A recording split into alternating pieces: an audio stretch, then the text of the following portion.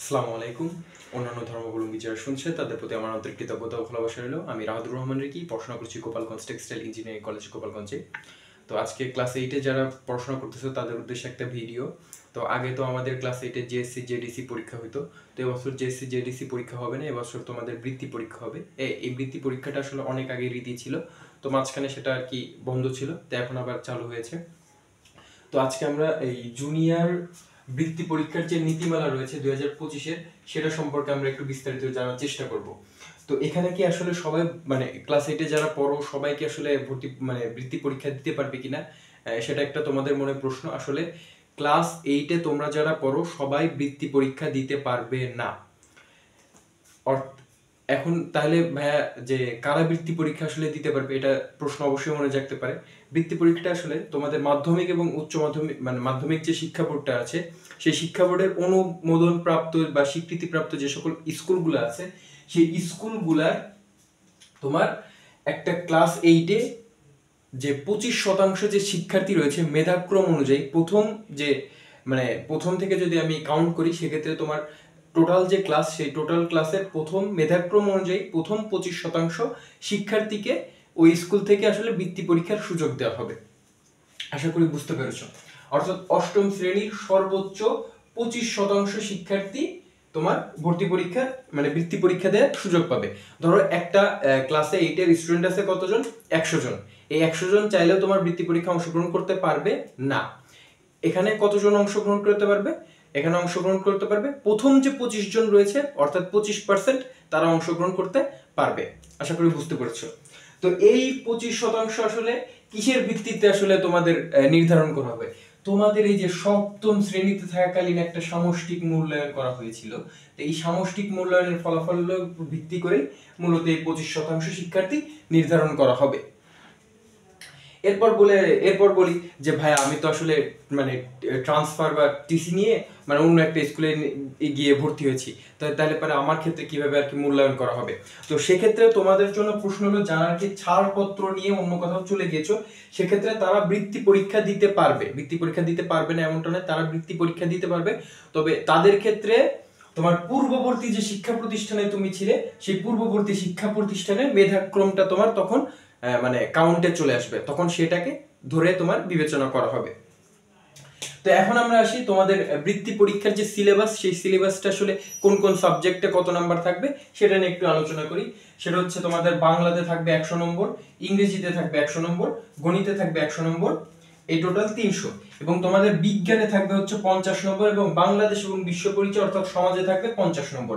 এখানে টোটাল থাকবে বিজ্ঞান এবং বাংলাদেশ ও বিশ্ব পরিচয় মিলে টোটাল 100 নম্বর। তাহলে পরে তোমার টোটাল বৃত্তি পরীক্ষা হবে কত নম্বরের? 400 নম্বরের তোমার বৃত্তি পরীক্ষা হবে। এবং তোমাকে প্রত্যেকটা পরীক্ষার জন্য সময় দেওয়া হবে কত ঘন্টা? 3 ঘন্টা করে তোমাকে সময় দেওয়া হবে। আমরা আমাদের আরেকটা ভিডিও আসবে তোমাদের বৃত্তি পরীক্ষার উদ্দেশ্যে, সেই ভিডিওতে আমরা সিলেবাস সম্পর্কে অর্থাৎ মানে কোন কোন চ্যাপ্টার মানে কোন কোন মানে কি ধরনের প্রশ্ন আসবে সেটা সম্পর্কে আমরা বিস্তারিত জানবো আমাদের নেক্সট ভিডিওতে। ইনশাআল্লাহ আমরা সেটা আপডেট দিয়ে দিব। তো এখন আমরা আসি যে বৃত্তি আসলে কয় ভাবে দেওয়া হবে। বৃত্তি আসলে দুই ভাবে দেওয়া হবে, একটা হলো ট্যালেন্ট ফুলে বৃত্তি দেওয়া হবে, আর একটা হচ্ছে তোমার সাধারণ গ্রেডে বৃত্তি দেওয়া হবে। তো এই বৃত্তিটা আসলে তোমার বিভিন্ন কোটা থাকে, যেমন তোমার থানা কোটা বা ওই তোমার উপজেলা এই টাইপের কোটা থাকে। এই টাইপের কোটার আসলে ক্যালকুলেশনের উপর ভিত্তি করে আর কি বৃত্তিটা দেওয়া হয়। এবং তোমাকে মানে একটা থানায় সমপরিমাণ 50% ছাত্র এবং 50% ছাত্রীকে তোমার বৃত্তিটা দেওয়া হবে। সেক্ষেত্রে যদি তোমার মনে করো ছাত্র কম আছে, ছাত্রী বেশি আছে, সেক্ষেত্রে তোমার ওই ছাত্রর যে ফাঁকা অংশটা সেটা তোমার ছাত্রী অংশ দ্বারা ফিল আপ করা হবে। এরকম মানে কোনো অংশই ফাঁকা রাখবে না। যদি ছাত্র কম থাকে ছাত্রী দ্বারা ওই অংশটা ফিল আপ হবে, এবং ছাত্রী কম থাকলে ছাত্র দ্বারা ওই অংশটা ফিল আপ হবে। আশা করি বুঝতে পেরেছো। এরপর তোমাদের পরীক্ষার ফি টোটাল হবে হচ্ছে 600 টাকা।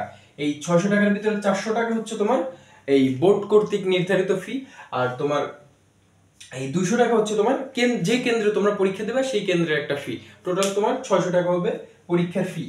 তো তোমরা যারা বৃত্তি পরীক্ষা দিবা, তারা অবশ্যই তাদের জন্য শুভকামনা থাকলো, এবং তারা এখন থেকে ভালো মতো প্রিপারেশন নাও, প্রস্তুতি নাও। ইনশাল্লাহ আশা করি তোমাদের প্রস্তুতি খুবই ভালো হবে এখন থেকে যদি তোমরা প্রিপারেশন নিতে পারো। তবে সেক্ষেত্রে সংক্ষেপে যদি একটু পরামর্শ দিতে, সেটা হচ্ছে তোমার এই বৃত্তি পরীক্ষার ক্ষেত্রে তোমার সবচেয়ে যে ভাইটাল দুইটা সাবজেক্ট সেটা হবে হচ্ছে ইংরেজি এবং গণিত।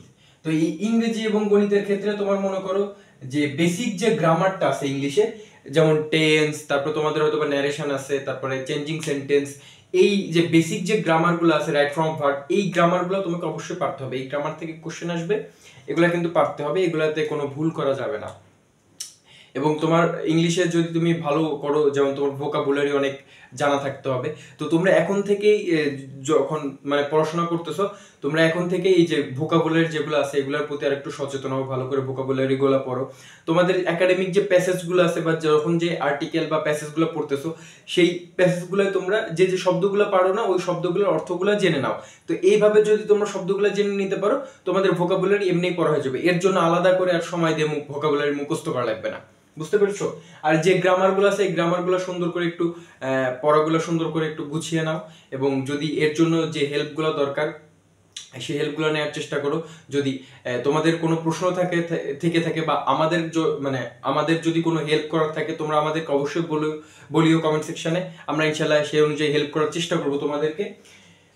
আর গণিতের ক্ষেত্রে যে ব্যাপারটা, গণিতের ক্ষেত্রে অবশ্যই তোমাদের যে পাটিগণিত, যে বীজগণিত যে আছে, অবশ্যই সূত্রগুলো ভালো করে পড়বা, এবং বেসিক জিনিস তোমাকে কিন্তু এই বৃত্তি পরীক্ষা একবারে বেসিক থেকে প্রশ্ন করা হবে। তুমি যদি একটা অঙ্ক কিভাবে আসছে লজিক্যালি যদি তুমি বুঝতে পারো, বা তোমার যদি বেসিকটা ক্লিয়ার থাকে, তাহলে পরে তোমার ইনশাল্লাহ আশা করি অঙ্কে তুমি খুব ভালো মতো পড়তে পারবা বা অঙ্কে ভালো একটা নম্বর তুলতে পারবা।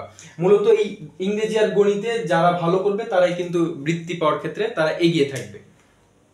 তো সেক্ষেত্রে তোমাদের ইংরেজি এবং গণিতের প্রিপারেশনটা নেওয়া লাগবে খুবই সুন্দরভাবে, এবং এখন থেকে যদি তোমরা প্রিপারেশন নাও, আশা করি অনেক ভালো একটা প্রস্তুতি হবে তোমাদের। আর তোমাদের বৃত্তি পরীক্ষা সম্ভবত ডিসেম্বর মাসে অনুষ্ঠিত হবে। তো এতটুকুই ছিল তোমাদের জন্য। তোমাদের যদি কারো কোনো প্রশ্ন থেকে থাকে, অবশ্যই ভিডিওর কমেন্ট সেকশনে করার অনুরোধ থাকলো। তো ধন্যবাদ সকলকে, আসসালামু আলাইকুম, এবং ভিন্ন মতাদর্শে যারা তখন শুনছিলেন তাদের প্রতি আমার আন্তরিক কৃতজ্ঞতা ও ভালোবাসা রইল।